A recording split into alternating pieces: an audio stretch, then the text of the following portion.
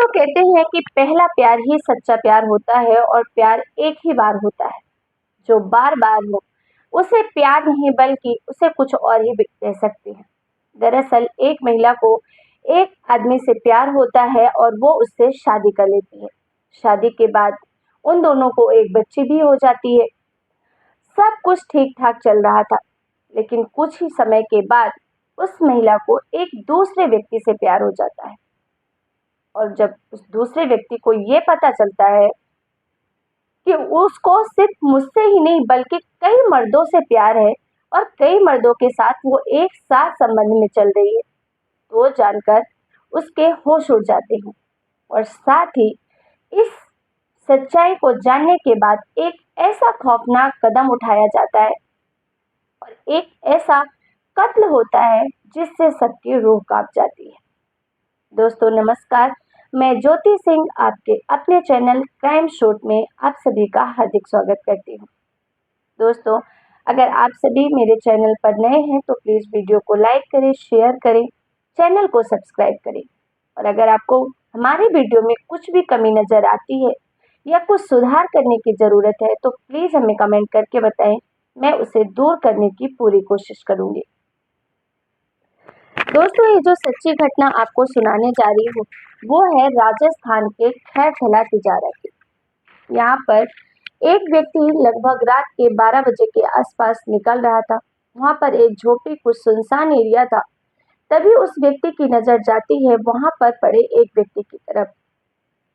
जैसे ही वो देखता है तो देखता है कि वहाँ पर बहुत ज्यादा मात्रा में खून पड़ा हुआ था और पास जाकर देखता है तो पता चलता है कि वो आदमी का गला रेत कर हत्या कर दी गई है और उसकी मौत हो चुकी है। वो तुरंत ही इसकी सूचना पुलिस को देता है और पुलिस मौके वारदात पर पहुंच जाती है। हालांकि रात के 12 बजे का वक्त था, पुलिस को कुछ छानबीन कुछ खास कर नहीं पाती है और जो बॉडी होती है उसको अपने कब्जे में ले लेती है।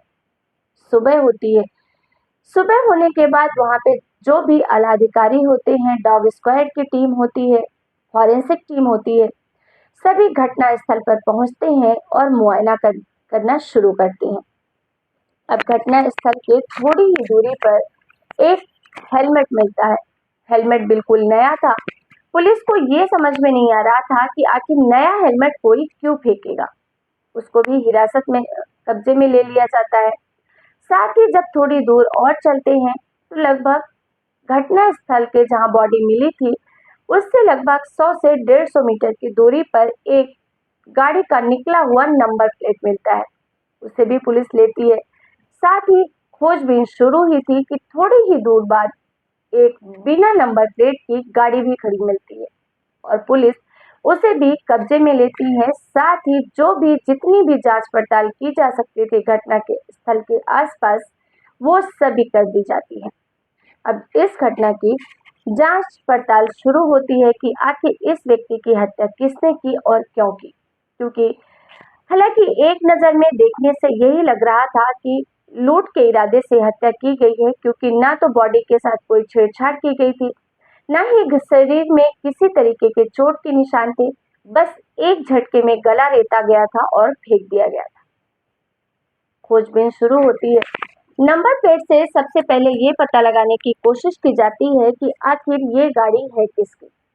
जब पता लगाया जाता है तो ये बात निकल के सामने आती है कि ये एक शशि नाम की औरत के नाम की गाड़ी है, जो कि हरियाणा के एक गांव की रहने वाली है। अब जब पुलिस उसका एड्रेस पता लगाते हुए हरियाणा के गांव पहुंचती है और पूछती है कि शशि कहाँ रहती है, तो पता चलता है कि शशि इसी गांव की है, यहीं रहती थी, लेकिन फिलहाल अब वो यहाँ नहीं रहती है।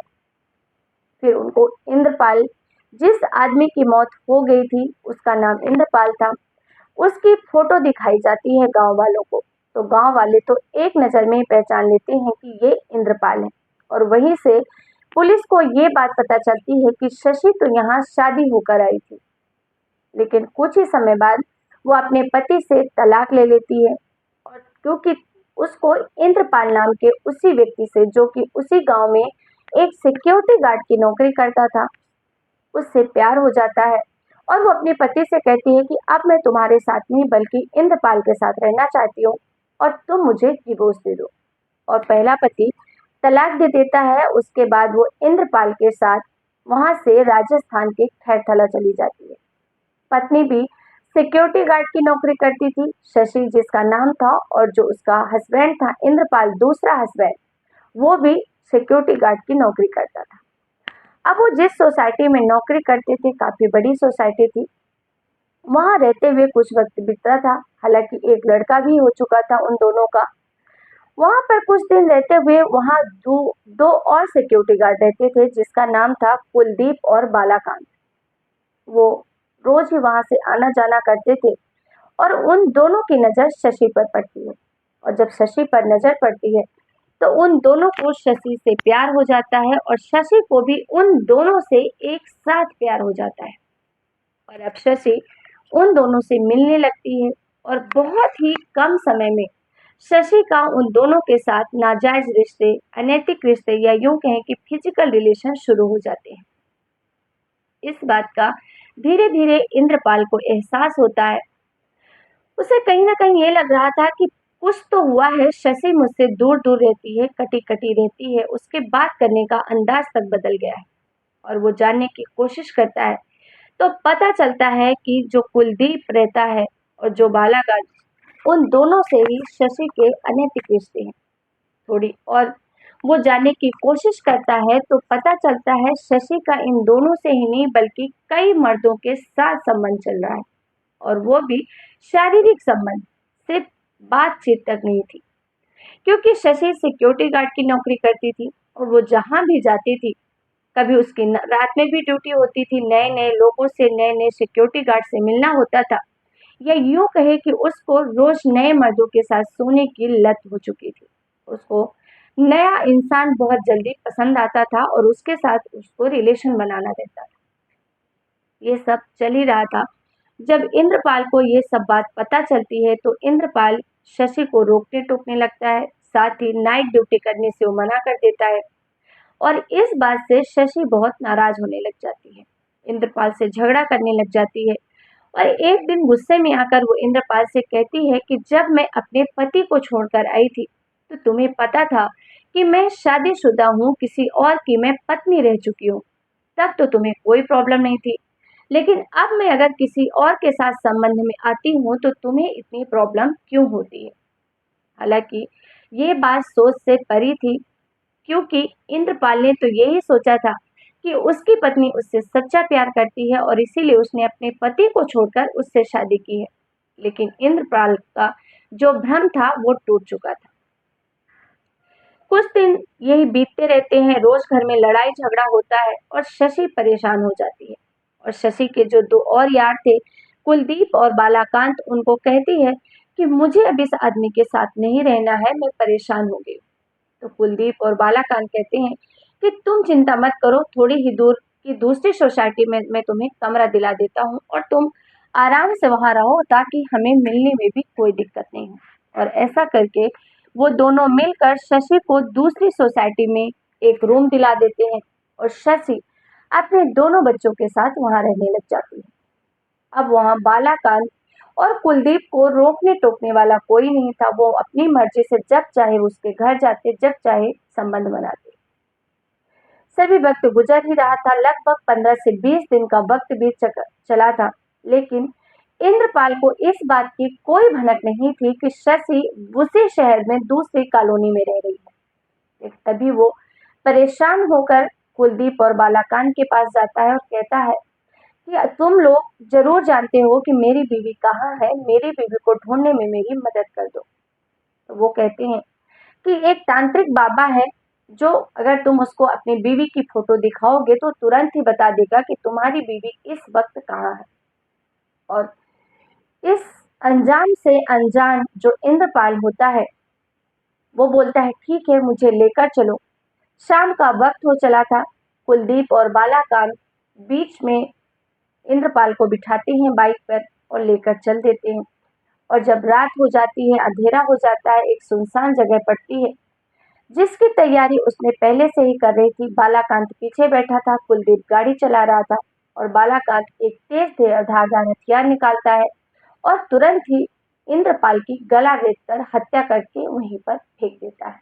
उसके साथ ही वो हेलमेट, नंबर प्लेट, गाड़ी तक सब कुछ थोड़ी-थोड़ी दूर में फेंक देते हैं और आराम से वहां से निकल जाते हैं कि शायद वो अब कभी पकड़े नहीं जाएंगे। लेकिन कहते हैं ना कि जो कत्ल करने वाला होता है, जो गुनाह करने वाला होता है, वो कितना ही शातिर क्यों ना हो, कोई ना कोई सबूत वो ऐसा जरूर छोड़ देता है जिसके बाद वो पुलिस के हाथों चढ़ ही जाता है। कानून के हाथ सच में बहुत लंबे होते हैं अगर पुलिस ईमानदारी से अपने काम करे तो। और इसके बाद इस पूरे घटनाक्रम का खुलासा होने के बाद किसी को यकीन नहीं होता कि ये शशि नाम की जो महिला थी इतनी चरित्रहीन थी और उसी के चलते उसने न केवल एक व्यक्ति बल्कि कई पुरुषों की जिंदगियां बर्बाद कर दी और साथ ही उसकी जिंदगी तो बर्बाद हो ही चुकी थी। अब आने वाला वक्त जितने भी दिन उसकी सांसें चलेगी कारावास में ही चलेंगी, लेकिन उसको शायद पहले से ये अंदेशा बिल्कुल नहीं था कि एक दिन उसकी ये गलत आदतें उसकी ही बर्बादी का कारण बनेगी। तो दोस्तों एक बार फिर से अवैध संबंध एक पूरे परिवार को तबाह कर दिया। इस घटनाक्रम को सुनाने का उद्देश्य किसी की भी भावनाओं को आहत करना नहीं है, बल्कि आप सभी को सतर्क करना है, जागरूक करना है। सुरक्षित रहिए, सावधान रहिए।